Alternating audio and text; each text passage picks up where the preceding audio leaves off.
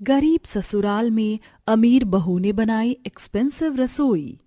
Robert, ऐसा करो, थोड़ा सा लेफ्ट साइड और फ्रिज करो, यहाँ पर अच्छा नहीं लग रहा। और ये पर्दे, ये वाले भी अच्छे नहीं लग रहे हैं। ऐसा करो, ये दूसरे वाले लगा दो, ब्लू कलर के अच्छे लगेंगे। आरोही बेबी, आप बुरा मत मानना, मालकिन को आपकी पसंद का रसोई का सामान इधर उधर अच्छा नहीं लगेगा, वो बहुत नाराज होती हैं। एक बार हमने किया था तो हम सब नौकरों पर भी चिल्लाया था।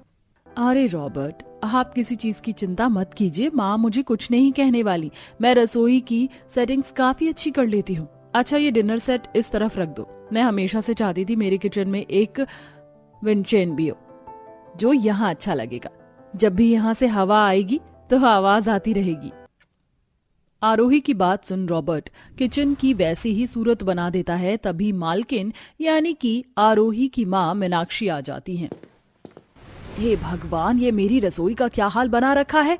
तूने मेरी मॉड्यूलर किचन का क्या हाल बनाया है? मुझे अपने किचन अपने मन मुताबिक अच्छी लगती है, ना कि ये तेरी तरह। पता नहीं कहाँ माइक्रोवेव कर दिया, कहाँ पर बर्नर कर दिया। और ये कर्टन, मुझे फ्लोरल कर्टन पसंद हैं, किचन में ये ब्लू कलर के नहीं। रॉबर्ट, आपने इसे समझाया नहीं क्या? प्लीज मुझे मेरी किचन की सेटिंग पहले जैसी कर दीजिए। जी मालकिन। क्यों माँ, आप इतना स्ट्रेस क्यों ले रही हो? ऐसे भी तो किचन अच्छी लग रही है ना। देख आरोही, ये मेरा घर है और मैं खाना बनाती हूँ। भले ही घर में नौकर क्यों ना हो, मुझे मेरी चीज, मेरी रसोई अपने हिसाब से चाहिए। किचन से मेरा बहुत जुड़ाव है, जितना कि तेरा। और ये सब तुझे करना है ना, शादी के बाद अपनी रसोई में करना, मेरी रसोई में नहीं।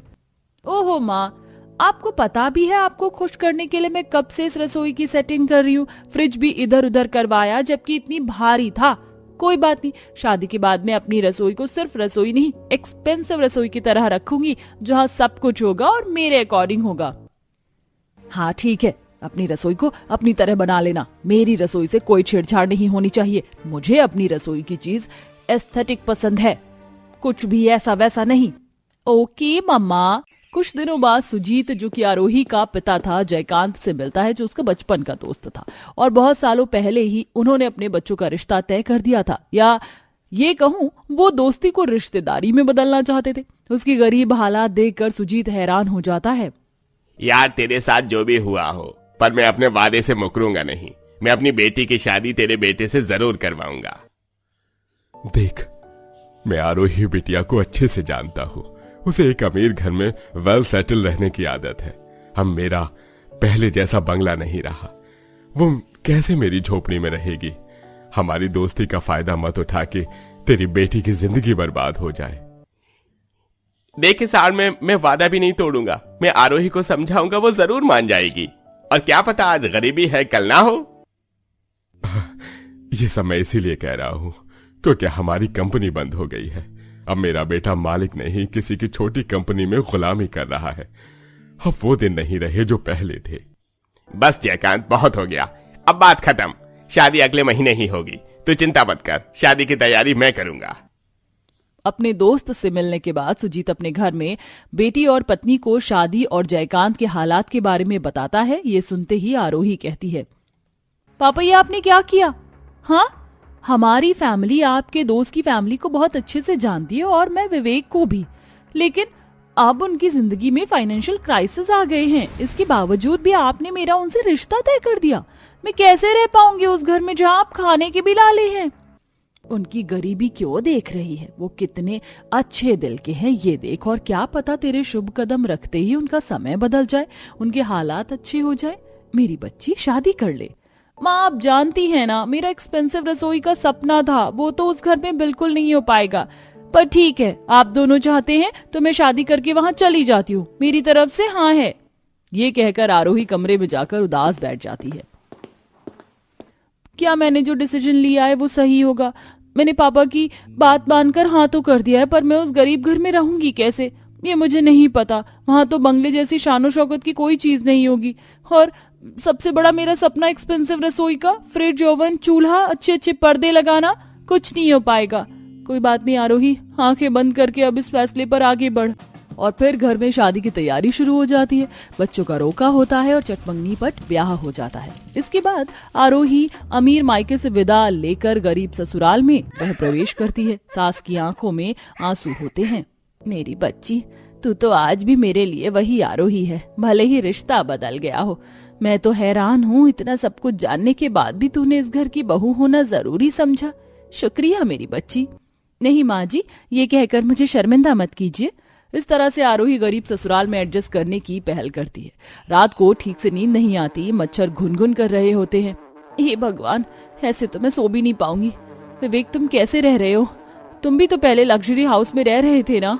आरोही बस मत पूछो, हालात ऐसे हो गए हैं कि दिल एडजस्ट नहीं कर पा रहा, लेकिन फिर भी सब कुछ कंट्रोल में करना होगा।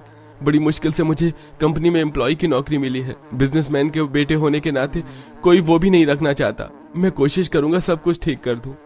आई होप ऐसा ही हो। इसके बाद दोनों सो जाते हैं। अगले दिन रसोई में चूल्हे पर पहली बार खाना बनाने में आरोही को परेशानी का सामना करना पड़ रहा था।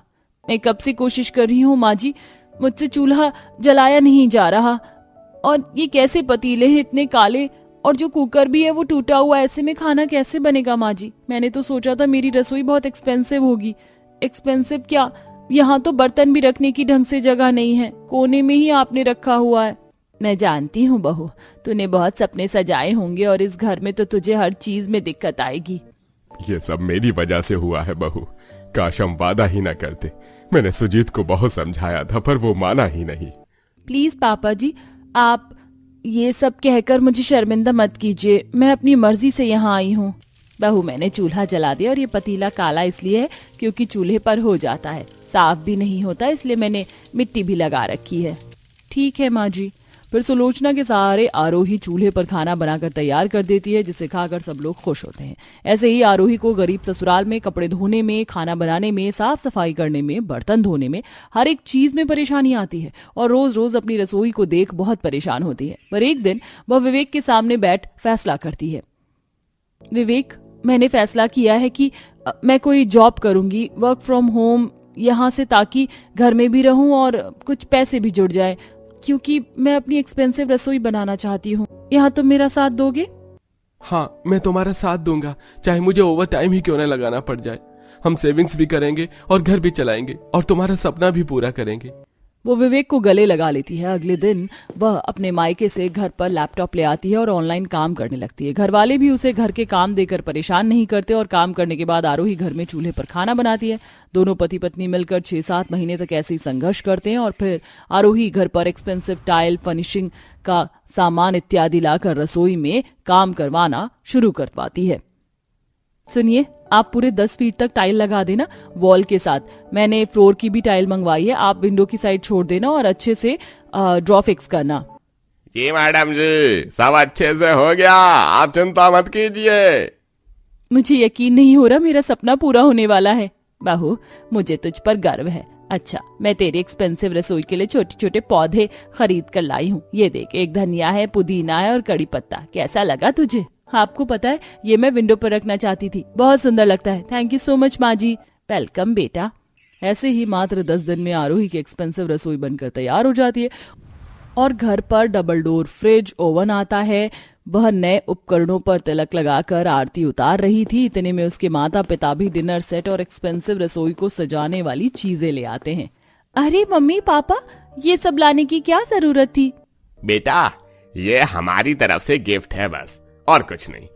और कैसा है तू? बस बढ़िया हूँ। आओ तुम दोनों, आओ आओ। आओ पापा, आज मैं अपनी नई एक्सपेंसिव रसोई में सबको अपने हाथ का बढ़िया बढ़िया बनाकर खिलाऊंगी। फिर आरोही एक्सपेंसिव रसोई में बढ़िया बढ़िया खाना तैयार करती है, जहां उसके अकॉर्डिंग फ्रिज पर मैग्नेट स्टिकर थे, सुंदर सा रसोई में पेंट था, सब कुछ था। फिर सब खाना खाकर खुश हो जाते हैं। वाह बहू, तुमने खाना बहुत अच्छा बनाया है। अरे, ये तो हमें बहुत पहले से पता है, लेकिन अब हमारी बहू और खाना मन से बनाएगी। सब हंसने लगते हैं और आरोही मन से सबको खाना खिलाकर अपने एक्सपेंसिव रसोई में खुश रहती है। साथ ही धीरे धीरे घर भी बनवा देती है।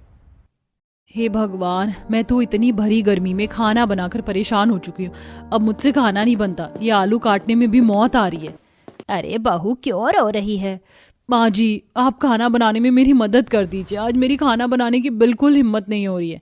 अरे बहू, मुझसे तो बोल ही मत, मैं घर का खाना ही नहीं खाना चाहती। मैं भी माँ जी। तभी निखिल का फोन आता है। हेलो, अच्छा सुनो, आज घर का खाना खाने का मन नहीं है तो तुम खाना मत बनाना, मैं बाहर होटल से खाना लेकर आ रहा हूँ। क्या सच में? आपने तो मेरे दिल की बात सुन ली। ठीक है, आप ले आइए, मैंने भी कुछ नहीं बनाया अभी तक। क्या हुआ बहू, इतना खुश कैसे? अरे माँ जी, वो बाहर से खाना लेकर आ रहे हैं तो हम सब बाहर की रसोई का खाना खाएंगे। है सच्ची? मजा आ गया। बल्ले बल्ले, ये कटे हुए आलू अंदर रख दे, कल सुबह सब्जी बना देंगे। ठीक है माँ जी। कुछ ही देर में निखिल आ जाता है। फिर घर के सब लोग बाहर की रसोई के खाने का मजा लेते हैं। आहा, मजा आ गया। ये मटर पनीर की सब्जी तो बहुत अच्छी है और ये बटर रोटी भी। और मुझे ये आलू प्याज नान बहुत पसंद आया। बेटा एक और दे। क्या बात है, आज अचानक से बाहर का खाना। चलो अच्छा है। भैया मजा आ गया। थैंक यू भैया। हाँ जी थैंक यू, हमें भी कभी कभार घर से फुर्सत मिलनी चाहिए ना। अरे मेरा भी मन कर रहा था बाहर का खाना खाने का, इसलिए आज मैं सबके लिए ले आया। अच्छा हुआ सही टाइम पर फोन कर दिया मैंने। ये तो है। सब लोग बाहर का खाना खाकर बहुत खुश हो जाते हैं। अगले दिन श्वेता आलू टमाटर की सब्जी बना लेती है और रात में भी, लेकिन फिर सास बहू का खाना बनाने का मन नहीं करता और वो निखिल से बाहर से खाना लाने को कहती है, जिसके बाद फिर से सब बाहर की रसोई का खाना खाते हैं। शुक्र है माँ जी, आज भी हम बाहर की रसोई का टेस्टी खाना खा रहे हैं और घर में खाना बनाने से बच गए। ये तो है, अब तो घर का खाना मेरा भी खाने का मन नहीं करता। हाँ माँ जी। अरे परसों ही तो निखिल रात को खाना लाया था, अब दोबारा से बाहर की रसोई का खाना क्यों मंगवा दिया? अरे भाई, बाहर का खाना खाना अच्छी बात नहीं है, मैं घर का खाना ही खाना चाहता हूँ। पापा जी, उस दिन और आज ही तो ऐसा किया। अगर हम बाहर का खा लेंगे कभी कभी तो क्या हो जाएगा? मैं घर का खाना बनाकर सच में पक चुकी हूँ। फिर भी बहू, घर का रसोई की बात अलग है। कोई बात नहीं पापा। ये कहकर बाहर की रसोई का चाइनीज, इटालियन, दाल मखनी, मिस्सी रोटी इत्यादि खाना खाकर सब खाने का मजा लेते हैं। और दोपहर के समय, भाभी मैंने फोन में देखा डाइनिंग पर ऑफर चल रहा है, चलिए ना आज हम रात को बाहर खाना खाने चलते हैं। 1000 रुपए में सबका डिनर हो जाएगा, जिसमें अनलिमिटेड फूड और डेजर्ट है। क्या सच में? मतलब हम बहुत सारा खाना खा सकते हैं? सच में? ये तो परफेक्ट है, हमें इस ऑफर का फायदा उठाना चाहिए। चलिए ना हम सब रात को बाहर खाना खाने चलते हैं। बहू, कल परसों ही तो बाहर का खाना खाया था। हाँ पापा जी, लेकिन बाहर बैठकर तो नहीं खाना खाया ना, उसका तो अलग ही मजा है। अरे बहू तू चिंता मत कर, आज हम सब बाहर ही खाना खाएंगे, तू निखिल को कह दे। श्वेता फोन करके निखिल को डिनर पर चलने की बात बता देती है। रात को सब लोग सुंदर से बनकर एक रेस्टोरेंट पहुंचते हैं जहां कैंडल लाइट डिनर अरेंज होती है। वाह, यहाँ का नजारा कितना सुंदर है, ऐसा लग रहा है जैसे कि हम राजा महाराजा हों। हाँ बहू, मुझे तो लगता है ऐसा खाना यहाँ पर खाने के लिए अब हमें घर पर खाना बनाना छोड़ देना चाहिए। वैसे भी कम पैसों में काम हो रहा है। हाँ माँ जी। तुम सास बहू की बात मैंने सुन ली है। अरे पापा, आप इतना क्यों भड़क रहे हो? चिंता मत करो। बेटा, घर की रसोई और बाहर की रसोई में बहुत फर्क होता है, तू नहीं समझेगा। जब खाना खाकर तबीयत खराब होगी ना, तब अकल आएगी सबको। अरे पापा चल करो ना। What would you like, madam sir? हमारे पास Italian, Rajasthani, Hyderabadi, Chinese, north Indian, south Indian सब तरीके का खाना है। वाह निखिल, ये तो हमसे पूछ रहे हैं कि हमें क्या चाहिए। अच्छा ठीक है, सुनो वेटर, दाल मखनी, एक चाइनीज प्लेटर, सादी तवा वाली रोटी, मिक्स वेज और एक सांभर डोसा। भैया डेजर्ट में गरम गरम गुलाब जामुन भी लगा दो। वेटर ये सारा ऑर्डर ले आइए। जी सर। कुछ ही देर में सारा ऑर्डर डाइनिंग टेबल पर लग जाता है, जिसके बाद सब खुशी से खाना खाते हैं। हो गया मेरा। इतनी जल्दी कैसे हो गया? आपने सिर्फ 2 रोटी खाई है और आपके लिए तो तवा रोटी मंगवाई है ना। अरे तवे की रोटी मंगवा दोगे तो घर जैसा खाना थोड़े ना होगा। पता नहीं कैसे बनता होगा यहाँ पर। तुम लोग शौक से खा रहे हो, मुझे बिल्कुल नहीं पसंद ऐसा खाना। मुझे कल घर की रसोई का खाना चाहिए। हरिंदर के गुस्से से सब बिल्कुल शांत होकर खाना खाकर घर आ जाते हैं और उसी के कहने पर घर में अगले 3 दिन तक घर की रसोई का खाना बनता है। लेकिन फिर चौथे दिन बहू का खाना जल जाता है। ओहो, मेरा खाना तो जल गया। अब दोबारा बनाने के लिए घर में कोई सब्जी भी नहीं है और टाइम भी नहीं है। क्या हम सब बाहर खाना खाने चले? फिर आशा देवी अपनी बातों में पति को फंसा लेती है और सब लोग फिर से बाहर की रसोई का खाना खाने चले जाते हैं। और ऐसे ही 1 हफ्ते तक होता है। घर में सिर्फ एक बार ही घर का खाना बनता था। तो एक दिन पड़ोसन कहती है, अरे रोज देख रही हूँ आशा कहाँ अपने परिवार के साथ रोज बाहर निकल जाती है। अरे रोज रात को मैं बाहर की रसोई का खाना खाने जाती हूँ अपनी फैमिली वालों के साथ, कभी रेस्टोरेंट में, कभी 5 स्टार होटल में। तेरे बस की बात नहीं है। हाँ माँ जी, और उनके पास इतने पैसे भी तो नहीं होंगे ना कि रोज रोज बाहर का खाना अफोर्ड कर सके, लेकिन हमारे लिए तो ये नॉर्मल बात है। तुम सास बहू का ज्यादा नहीं हो रहा है तो आप भी कर लीजिए ना सुलोचना आंटी। हम अभी बहुत बिजी हैं, चलते हैं, बाय। सास बहू पड़ोसन के सामने इतरा कर अपने घर में चली जाती हैं। ऐसे ही वक्त गुजरता है। कभी सास बहू रेगुलर कस्टमर होने पर बाहर रेस्टोरेंट में खाना खाने जाती हैं, कभी जानबूझकर घर में कोई बहाना बना देती हैं, जिस वजह से वो फिर से बाहर का खाना खाने लगते हैं। और हरिंदर को बिल्कुल नहीं पसंद कि वो बाहर का खाना खाने जाए। एक बार तो उसकी तबीयत भी खराब हो जाती है, फिर भी घर वाले मानते नहीं हैं और बाहर से खाना खाकर आ जाते हैं। अरे तुम लोगों को समझ नहीं आता क्या? कितना मना करता हूँ बाहर का खाना मत खाओ मत खाओ, मेरा हाजमा ठीक नहीं है। अरे पापा जी, 1 महीना हो गया हमें बाहर का खाना खाते हुए, अभी तक कुछ हुआ? और हमारा 1 महीने का सिलेंडर 1.5 महीने से ज्यादा चल रहा है, और क्या चाहिए? और तुम जो लंच में डिनर में 1000 रुपए फूक रहे हो बाहर का खाना खाकर, वो भी तो ठीक नहीं है। अरे आप चुप रहो। इतना कहने पर सभी घर वालों के धीरे धीरे पेट में दर्द उठने लगता है। बहू तो उल्टी कर देती है और सास चिल्लाती है, बहू, अजी सुनते हो, मेरे पेट में अचानक से बहुत दर्द हो रहा है। मेरी भी छाती में जलन हो रही है। अब मैं आपको देखूं या श्वेता को देखूं? उल्टी पर उल्टी करे जा रही है। भैया, मुझे भी पेट में बहुत अजीब सा दर्द हो रहा है, डॉक्टर को बुला लीजिए। अब तो घर पर ही डॉक्टर बुलाना पड़ेगा सबके लिए। हरिंदर फोन करके फैमिली डॉक्टर को घर आने को कहता है, पर दिक्कत बढ़ जाने पर फैमिली डॉक्टर घर पर 2 एम्बुलेंस भेज देता है, जिसमें वो लोग अस्पताल पहुंचते हैं। सबका अलग अलग टेस्ट चलता है और बहू को इंजेक्शन दे दिया जाता है रिपोर्ट आते ही। ओहो, आपकी रिपोर्ट में क्या आ गया अंकल जी? आपको तो जलन हुई है, काफी ज्यादा तेल मसाला खा लिया है, और निखिल के भी छोटी मोटी ही दिक्कत है, लेकिन इन तीनों लेडीज को ज्यादा दिक्कत है। आपकी बहू रानी के तो पेट में मैदा जमा है, लगता है ज्यादा ही बाहर की रसोई का खाना खा लिया, ऑपरेशन करना होगा। और माताजी और उनकी बेटी के पेट में सूजन है, दवाई चलेगी। इतना भी बाहर खाने की क्या जरूरत है भाई? पूरा परिवार हॉस्पिटल में एडमिट है, आपकी देखभाल के लिए भी नर्स लगेगी, लेकिन अच्छा होगा 2 से 3 लाख रुपए फटाफट से ले आओ, और ऑपरेशन नहीं हुआ तो दिक्कत होगी। क्या 2 से 3 लाख रुपए मैं एक दिन में कैसे लाऊंगा? मुझे तो समझ नहीं आ रहा। अरे तुम सास बहू बहुत बोल रही थी ना, कुछ नहीं होगा कुछ नहीं होगा, तो देख लो 2-3 लाख रुपए की चपेट लग गई, और खा लो बाहर की रसोई का खाना। अजी हमें नहीं पता था ऐसा हो जाएगा, हमारे आलस ने हमारे साथ ऐसा कर दिया। हम कभी बाहर का खाना अब नहीं खाएंगे, बस जल्दी से ठीक हो जाए सब। मैं पैसे का इंतजाम करता हूँ। निखिल पैसे का इंतजाम करता है, पर कहीं से हो नहीं पाता। फिर 3 लाख रुपए का लोन लेकर अस्पताल में जमा करता है, जहां नर्स सबको दवाई देती है, सबका ख्याल रखती है, और बहू का ऑपरेशन किया जाता है।